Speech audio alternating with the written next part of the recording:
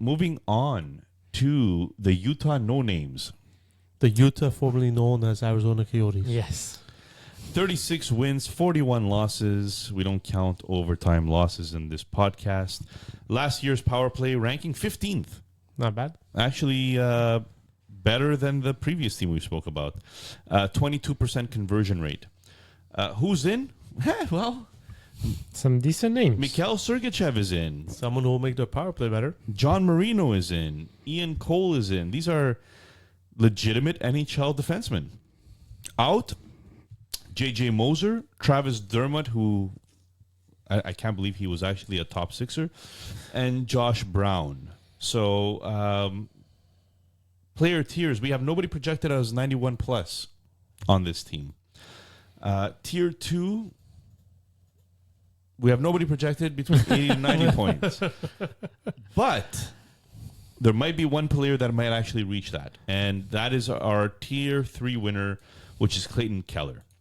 So Clayton Keller, I'm going to throw it off to Junior to start. And what do we think about Keller's progression? What do we think about him being in Utah right now? Does he still want to trade out of that team? Did he want to trade? Out of Arizona, his father kind of threw out some words out there that he wasn't very happy in Arizona. I mean, look, guys, it was a dumpster fire. The Arizona Coyotes was a mess, and they were playing out of Mullet Arena, which was a college rink. Yeah. It was, And They're finally going to. Oh, sorry, I thought you were done. I'm never done.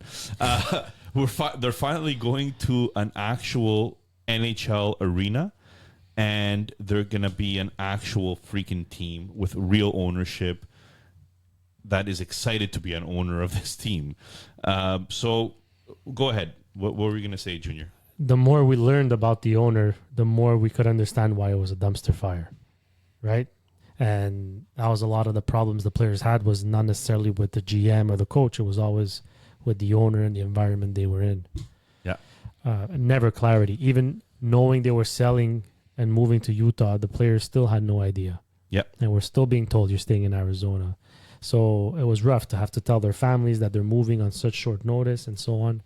Anyhow, I feel bad for the players, but at the end of the day, we're here to evaluate their fantasy value. So let's start with Clayton Keller, who I think can average out to be a point per game player because, he's done it once already and almost done it a second time. So this year he had 76 points in 78 games, just under a point per game. The year before, 86 points in 82 games. So he seems to be finding that stride, right? I think going to Utah, bringing in some NHL defensemen, let alone a guy like Mikhail Sergachev, Logan Cooley's coming up. They have a decent young crop. I think everybody will be a little bit rejuvenated. He is their best player, and will be their best player. I think you can expect him to start being a point per game player. 30 points on the power play. And the power play got better just by the addition of Sergachev. Because Durzi, as much as he did pretty well, he wasn't a good power play point producer for the Arizona Coyotes. So I expect a point per game Clayton Keller. yeah, I believe he can get to that. I'm just not convinced with his surroundings yet, meaning his centers and his forward casting. Sergachev will definitely help on the power play end, even on the 5-on-5 end. It will help, but I'm just not convinced with his surroundings. I feel, yes, Cooley was there and Cooley had a very good rookie season, but we all know that there's that rookie season and then there's that wall that rookies hit on the second year. So I feel 70 to 79 is safe for him to be there. But if other players around him do elevate their game, he can get into that point per game. Because we even had at one point Hayton, right? Hayton was supposed to be their number one centerman at some point. But last year was just still gonna flop a bit. Yeah, exactly. But I think he's going to get his opportunity this year. Well, Clayton Keller, Vince, to your point, has had 76 points last year. But the year before that, he had 86. Mm-hmm. And last year, he missed a few games. He was on an 80-point pace. So we're talking about a point-per-game player. And point-per-game players are. I see him reaching that point per game again.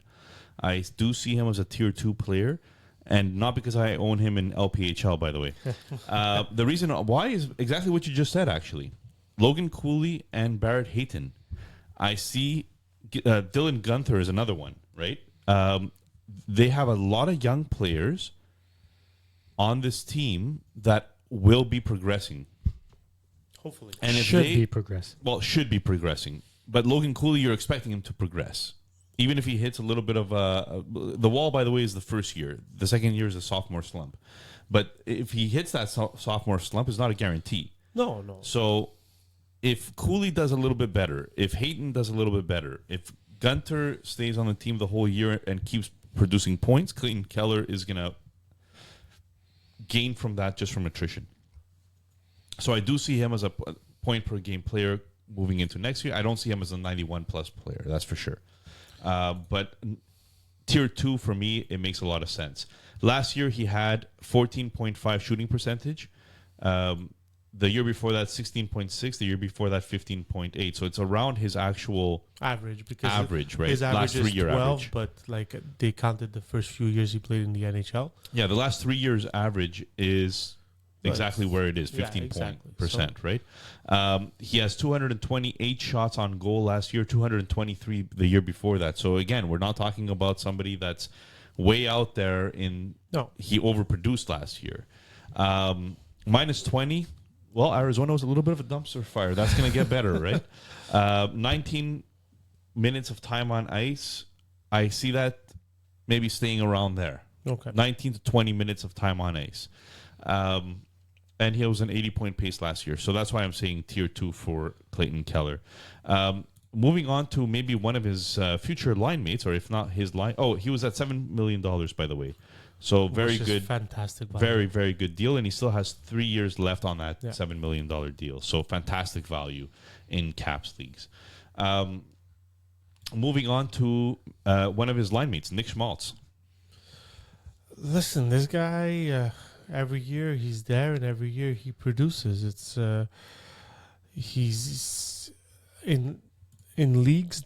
The one thing with this guy is, if you see his name in position, you'll see center, right wing, left wing. So you can't go if you're in a positional league where you have to dress position players. You can't go wrong with this guy. He's always, like in the last 3 years, 59 points, 58 points, 61 points. But the 59, 58 were on 63 games. So we can say last year he took a bit of a dip when it came to his points. Dumpster fire. Listen, the problem is Arizona last year was just like, for players who went through that, you have to congratulate the way they did it, because not everybody could have done what they did. They didn't even have locker rooms. No, no, it was like it didn't make sense. So I feel with Utah now, the owner has shown already that he wants to win by acquiring Sergachev, by making these acquisitions. I feel now they're settled. They have an arena that's not a hockey arena, but they have an arena where they'll have their own lockers. It'll be, Well, they'll have more than 5,000 people at the It's game. going to be a professional setting. It'll be a professional. Exact. That's the word I was looking for. It'll be a professional setting. So I feel all around their players will be in a better state of mind. And because of that, it's an intangible in my eyes when I'm predicting Utah Hockey Club. And I'm saying that you're going to see a boost on everybody's numbers. Yeah. Everybody's Especially numbers are going to early get on in better the season. because you're in a new environment. You're excited. You want to show these fans, new fans, what you're made of. And you're finally in a professional setting Well, look at the way with a real owner. Like, look at the way Vegas came out on their inaugural Seattle. season. Seattle made the playoffs. So like that exists. It's real. Yeah. That boost of energy you're talking about is real. if And you work for good people, you perform better. That's you wanna go into work. 100% true. So for me, that's the way I'm looking at it. To come back to Nick Schmaltz, so on Frozen Tools of Dauber, they actually split the season in quarters, and his final quarter was his most productive, 22 points in 21 games. His most common line mate in that fourth quarter, Clayton Keller. So if they could stick together, they can do a lot of good things. But Schmaltz is papier mâché. That's a big thing. 79, 63, Loose leaf 63, paper. 52. Like 40 1 year. So like he needs to stay healthy, and if he stays healthy and he plays with Clayton Keller, he can be that 60 to 69 point guy. Okay, what do we think about rookie last year, who held his ground? Logan Cooley. He went on a 44 points, if I'm not mistaken. Yeah, last year. 44 in 82 games. 44 in 82 games. I mean, naturally he progresses, right? Look, we had mentioned it before. A 40-point Rookie. rookie season for a forward is a very good rookie season. So, guys, he's 20 years old. He just hit 20 by the end of the season, kind of thing, or near the end of the season in May.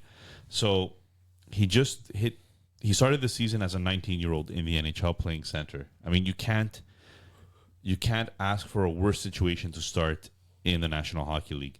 So 44 points, 20 goals, 24 assists, very good. Very respectable numbers for me. And that's why I think that he's going to have a boost this year. Well, how much of a boost is it going to be? Is it enough to put him in the tier 4, 60 points? I think that's maybe a little bit pushing it.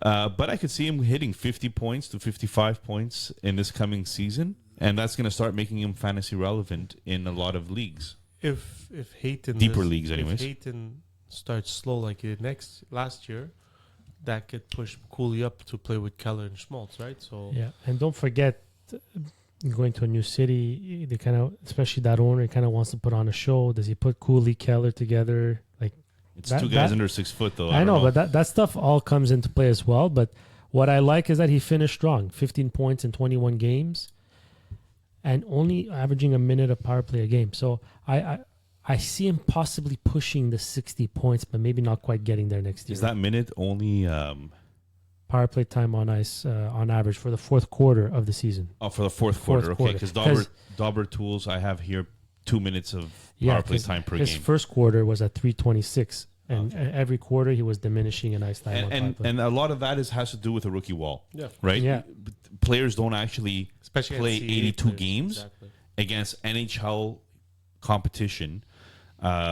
It's very hard as a 19-year-old to play that, right? So it makes sense that they lowered his time on ice a little bit to try to give him a little bit of a break. But I see next year really coming up a little bit more there. All right, Logan Cooley. Shall we move on to our first defenseman? Mikhail Sergachev. So Sergachev is coming over from Tampa Bay, obviously. He had a very scary injury at the end of the season or halfway through the season.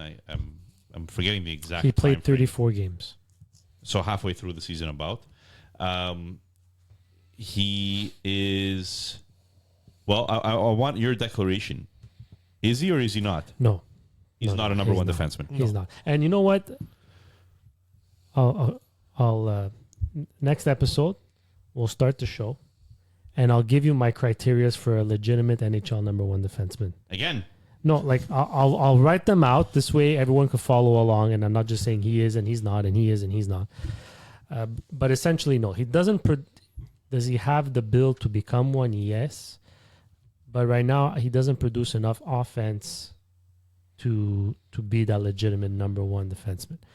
2 years ago, he had 64 points in 79 games, but prior to that, he wasn't really fantasy relevant in terms of points. He has everything you need to be that guy. He plays shorthanded. He plays power play.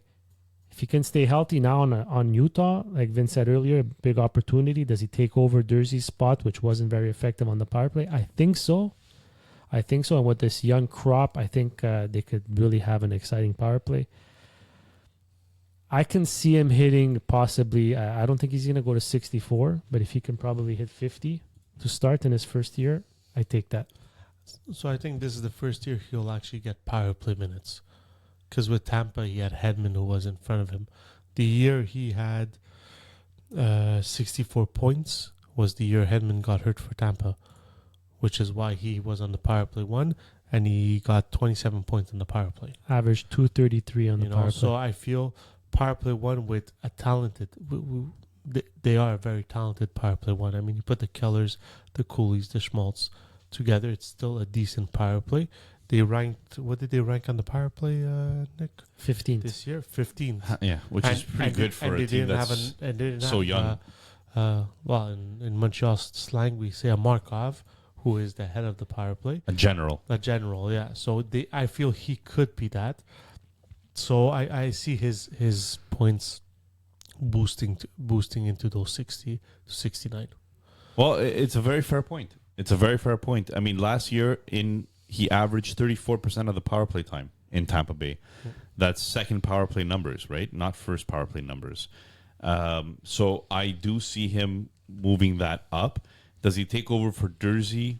Most likely he's going to take over for Dursey on power play one. Yeah, Dursey 16 points, averaging 3 minutes a game on power play is not very good. Right. So I do see Sergachev hitting that power play one numbers.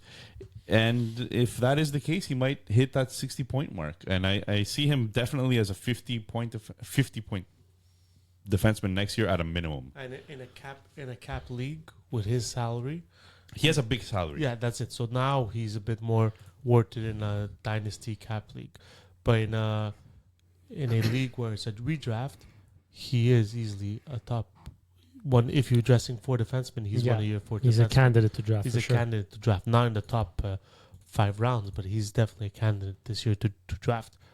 Whereas, 8.5 million, just Yeah. for those of you that wanted to know his salary cap. And he's only in year 2 of 8. yeah, So What? he, 26 years old. 26 years old, yeah, entering that those prime those years. prime years of in his life. Yeah. Goaltending, which was Dipsy Doodle with with Arizona last year. So we had Connor Ingram save percentage .907, goals against 2.91, games played 50. His saves against what, Nick? Goal saves against Goal save against. What's the E stand expected for? Expected. There we go. at 5-on-5. Is .257, which is 18th in the league. And then the other goalie was Valimaki, right? Vilmalka. Vamalka. Vilmalka. Valimaki, Jesus, Murphy. Save Valimaki was percentage. their defenseman. That's true, he was. Save percentage under 900, so 8.895. Goals against 3.35. Games played 30. Goals save against expected. Yes. 5 Goal on 5. saves above expected. Above expected. Minus .267, so 56th in the league. Did Connor Yikes. Ingram do enough to take that number one job? Which we have to remember, especially on Dauber was very high on Connor Ingram when he was with Nashville, saying that he could have been easily a superstar number one goalie. Well, so goal save above expected was 8 goals saved above expected in total, right? 50 games played. He had an absolutely great year. And when you're saying 50 games played, and where Vemjalka only had 30, and Vemjalka was the starter the one. year before, the Yeah. number one the year before. I think Connor Ingram has shown that he is the number one goalie on this team. And I could only see his numbers getting better now that you added a Sergachev, now that you added John Marino, who's a very good defensive defenseman. Ian Cole. You added an Ian Cole. All of a sudden, that defense starting to look legitimate, right? Sean Dursey's, Valimaki, Kesserling. Okay, there's some question marks there about how good defensively those guys are, but at least they're paired with guys now. How many teams have guys like that? Right. So Connor Ingram, I think, has shown that he's the number one goalie, and we've seen the emergence of it last year. I agree. I think in leagues with starting 2 goalies, I think Ingram could be one of the steals for next year. 1.7 million. Cap wise, opportunity wise, I mean, if we're talking Lama, I just Have- traded for him. that's a big acquisition. That I- guy could win you a league. I traded Philip Messar Mm-hmm. straight up for Connor Ingram. Yeah. There you go. Did you hear they're trading for a number one goalie? All right, moving on to the prospects. We've got guys like Dylan Gwenter, who played 44 games last year. Tija Gilna, drafted this year. Dmitry Simashev, Daniel Butt, Michael Rabal, the goalie, Maverick Lamoureux, Josh Doan, Cole Baudouin.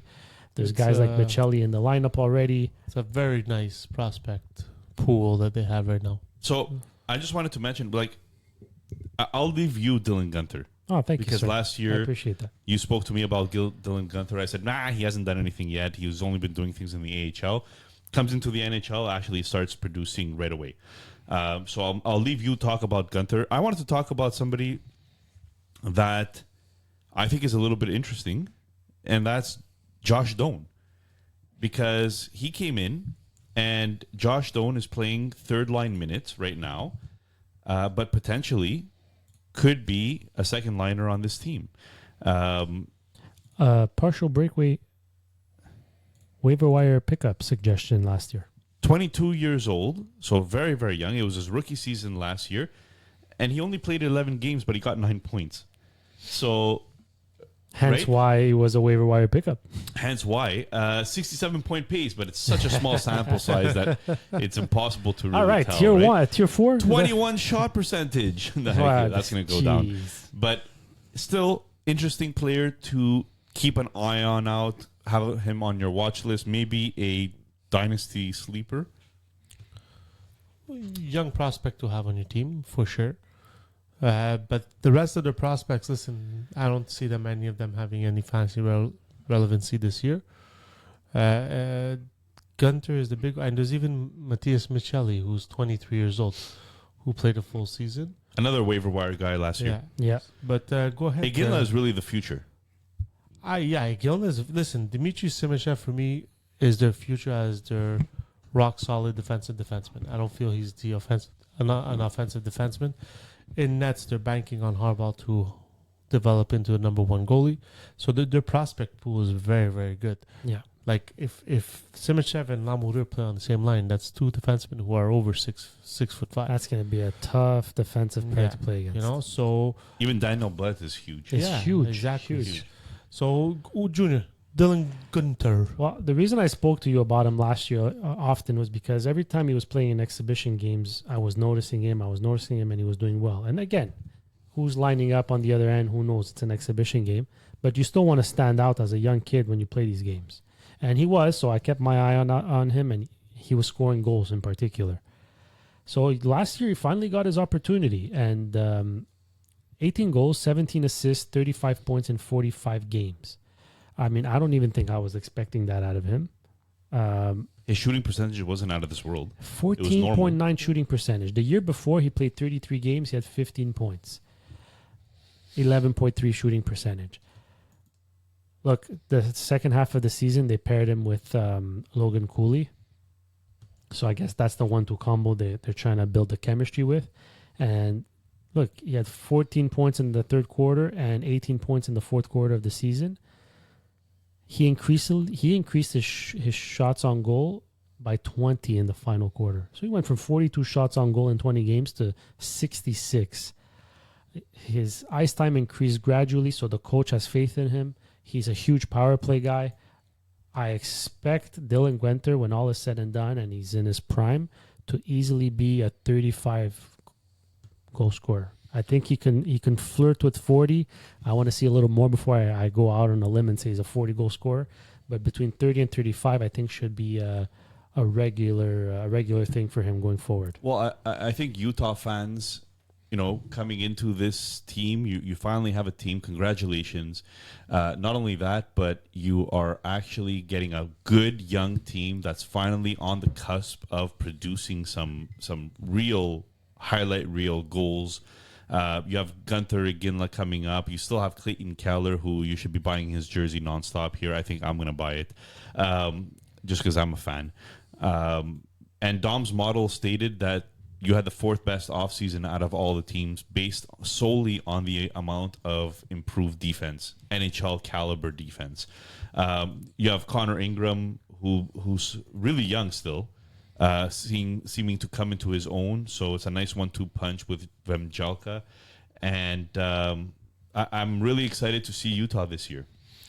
And whether they're the Utah Yetis or not, We don't know yet. we don't know yet. But that seems to be the rumor right we now. putting a bet on them? Congratulations on having a team. Are we putting a bet on them to make the playoffs? And I'm sorry for the Arizona fans that lost their team, but Who knows? So just to quickly follow. Oh, with the what- new owner, they might get them. Yeah, back. just quickly to fall off on what Junior said. From October to January, he was averaging about 12 minutes to 13 minutes of ice time. From February, We're talking about Dylan Gwenter. Dylan Gwenter. February, March, April, he was averaging 16.30 seconds of ice time. In those 3 months, he got 28 points, which is half the points that he got for the year.